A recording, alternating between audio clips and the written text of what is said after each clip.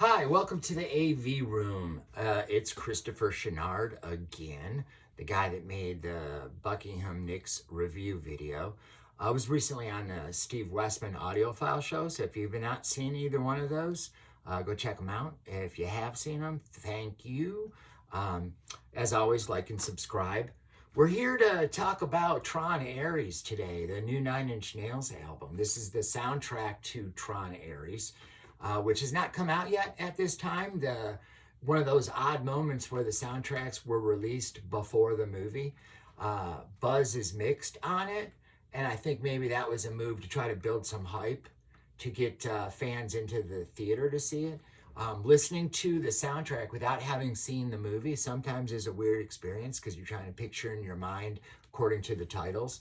But it's a really good soundtrack. I've given it a couple spins. This is the Nine Inch Nails limited edition on their website. It's supposedly got an alternate cover. There's a couple covers out there. If there's a white vinyl with a white cover, I think there's a black and a red vinyl cover. So this is a mix, and it's indicative of the vinyl itself and the movie, I guess. It's got 2 discs in it and 19 tracks by Trent Reznor and Atticus Ross, who have scored quite a few movies at this point, but using their names. This is the first release that they used the Nine Inch Nails name. Same 2 guys, same scoring skills, just using Nine Inch Nails. And I think in this case, it seems to fit because the first film was scored by Wendy Carlos, the second film by Daft Punk, so they're trying to keep maybe more a band identity now since the Daft Punk went over so well. And in a weird way, the first film had Journey, had 2 songs on it, the soundtrack. So Nine Inch Nails, not Trent Reznor and Atticus Ross, who also scored my friend Josh Malerman's movie adaptation of his book Bird Box. They did the score to that. That's vinyl I've been looking to pick up for a minute. So yeah, Nine Inch Nails Ares. This is the new version, like I said, on their website. It comes with these inserts. I was wondering how it was going to be presented, and they gave us the paper inserts. But the cool thing is they're just a paper insert. Like, I guess you could put your record in there, but why? But this is emulating the sleeve for the record. But they did come in polyline sleeves. The record itself, this variant, is a black and red. Pretty cool. And they're brand new. I did clean them. There's a second disc with a second insert. Now this insert doesn't open, so I guess this is the quote unquote poster. That's what this is. So it said it came with a poster. This would be the poster. The second insert is just a single sheet with Nine Inch Nails on one side and the song credits on the other side. So it's got that spanky Nine Inch Nails. All us 90 kids sewed on our jackets. We had those patch jackets. So yeah, the second one also split colored vinyl. This is how that one looks like. And there's a subtle sort of variation to it. You can see. So depending on which pressing you got, it may be more splattery, maybe less splattery. Some people said it was way more black, very little red. But hey, is it that important? It's the music, right? So the Tron Ares soundtrack, I gave it a listen and really enjoyed it. The 3 songs that are on there, the first opening track is really the strongest, maybe just because I'm used to it. As Alive as You Need Me to Be, they released. Shadows Over Me is the end song. It's pretty cool to have Nine Inch Nails music in that feels like it belongs in the same way that the Daft Punk score felt like it belonged to the movie. So obviously they're fans of this series. And so it does have a hype sticker. Nine Inch Nails returns with 70 minutes of music featuring As Live as You Need Me to Be, Who Wants to Live Forever, and more. So Who Wants to Live Forever is side C, the first track on the second disc. So maybe those are the 2 singles they're going to release for this. But the end song, Shadow Over Me, is pretty cool. That was actually my second favorite after As Alive as You Need Me to Be. Now this does open into a gatefold, but I keep the shrink on. I'm that guy until sometimes I lose my mind and I pull the shrink off if it starts to tear. But usually I leave the shrink on these days. I gave them a clean, gave them a spin. The fidelity on that is, it's not audiophile, but it's also 9-inch nails. So it's rock. It's got heavy bass in the tracks, the songs, especially the first song, As Alive As You Want Me to Be, Need Me to Be, Need Me to Be. Got nice bass, got groove to it. You could literally, I could picture myself in a dance club in the 90s in Detroit City Club. I could totally hear that playing, shaking the roof of that club. Yeah, worth getting. I'm a synth guy. I like synth music. I've read some reviews, heard some reviews where people were like, well, the instrumental stuff's kind of boring, but not if you're into synth music. Like if you buy Gary Newman records or you buy John Carpenter records or listen to Goblin scores, you're going to like that synth. I mean, if you're a fan of the Demons theme, this is going to be your jam. It's dance enough, and the other stuff that's not vocals is synthetic enough, movie enough. I have a huge movie. A lot of these are movie soundtracks. So I'll be talking a lot about movie soundtracks. As far as the fidelity goes, it's mixed like a 9-inch nails record. It's like, it sounds like you want it to sound.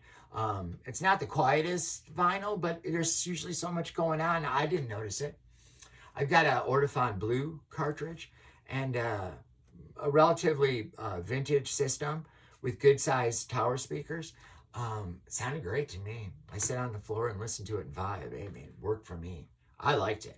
If you're a fan of 9-inch nails, you're going to like it. If you're a fan of soundtracks, you're going to like it. If you're a fan of Tron, you're probably going to buy it. Which brings me to the Tron was the first one. Now, this is a Disney Records pressing. It's numbered 34, 32. I don't know if that makes a difference. How many did they press? How many did they number? If numbering is your thing, okay, whatever. This is on blue vinyl, and this is the original score from the movie. It's a synth score, but it's augmented by the London Philharmonic. Disney didn't think she could get the score done in time. She's nothing but dependable, Wendy Carlos, if you know anything about her. And she's still alive. So, yeah, it's amazing. It's an amazing score. If you like vintage journeys, you got vintage journeys, 1982 Journey. They have 2 songs on here. Only Solutions, which was played in the arcade in Tron at the very beginning of the movie, and the 1990s theme. Originally, Only Solutions, I believe, also played when the end credits played. But on this soundtrack, they've got ending titles that Disney had released at one time with Journey as the end credit song. But for her soundtrack, maybe other versions that have since been released on video or Blu-ray or DVD or HD. Or streaming.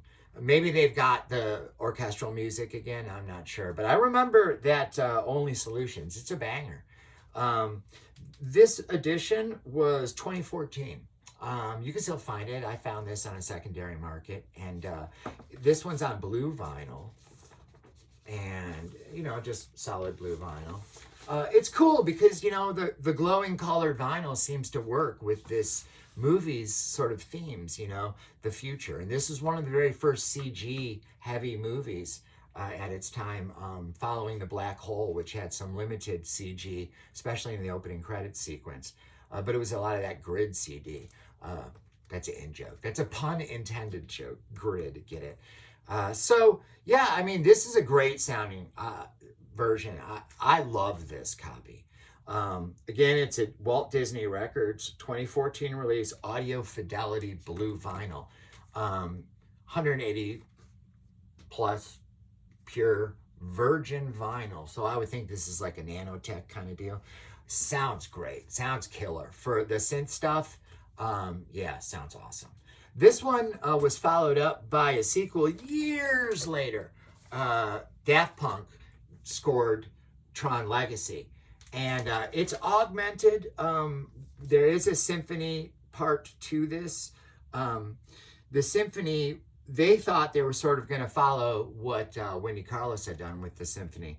And they decided that they were going to cite Bernard Herrmann, John Carpenter, Vangelis, Philip Glass, Maurice Jarre, Jean-Michel Jarre. And they thought basically, let's just follow what Wendy Carlos did, but update it. So that's what you get. Daft Punk actually has a cameo in the movie. They're the two robot-looking guys. Everybody knows who Daft Punk is, right, by this point. This is a Mondo variant when they put out some really cool stuff. I haven't gotten too much Mondo lately. They were bought out and they pushed off the guys from Death Waltz who started up a new label, Mutant. I only have one Mutant score. I just got Alien Romulus. But yeah, everybody loved Death Waltz, and when Death Waltz sided up with Mondo, maybe you could see where that was going. They got some great releases out, but this was one of them. Spencer Hickman, that runs Mutant and ran Death Waltz and sort of the figurehead, if you will, of the company, and they had solid releases. Man, they always sounded good. They always sounded good, and the presentations always were so cool. Still are so cool if you follow Mutant. So yeah, Tron Legacy, Daft Punk. This album's a banger. Derezzed, my favorite track. A lot of people's favorite tracks. You can't go wrong. This was a 10th anniversary, 10-year anniversary. You can get Tron Legacy in other versions. Disney Records also puts out a version. You can get colored. You can get black. Pick it up. If you don't have Daft Punk's Tron Legacy, what are you doing here? If you love the 9 Inch Nails Aries that just dropped, get this thing. It's awesome. And this is a great version. I don't think you can go wrong with any Daft Punk version. Maybe there's some that don't sound good. I don't know. They even put out stuff on purely digital, like memory sticks and stuff. I mean, cutting edge band. Miss them? They'll be back. I guarantee you they'll be back. They ain't going anywhere. You got to build that brand and make people want you like Kiss and every other band that's gotten back together. Daft Punk will be back, mark my words. I once said that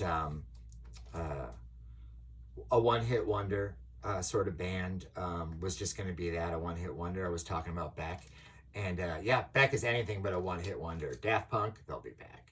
No one-hit wonders, they'll be back. So this one, the Mondo one, was put out on multicolored vinyl, sort of emulating, again, the colors that you see in the movie, the discs that they wear on their backs. And there's the other one. I believe this has been repressed a couple times, but to be honest, I don't think any of them have looked as cool as the colored vinyl for this one. It's a much more Daft Punky record. The Tron, the first film, was very much a score, albeit electronic with symphonic parts to it. The same thing with this, it followed its lead, but you feel the Daft Punk in it, in the way that you feel the Wendy Carlos in this one. Wendy Carlos is amazing synth artist. Don't forget her legacy. All these guys cite Wendy Carlos. So yeah, you cannot go wrong with these. These are awesome. So if you like Tron Aries, you will like these. If you're a Tron completist like I am, you had to have all of them. So anyway, that's just a quick snippet on the new Tron Aries release. You can still get it. It's on their website. And hopefully I'll get some stuff out faster and faster. Thanks everybody for sticking with me so far. Like and subscribe. Say so in the comments. Give me your thoughts. And see you next time. Wagga, wagga, wagga.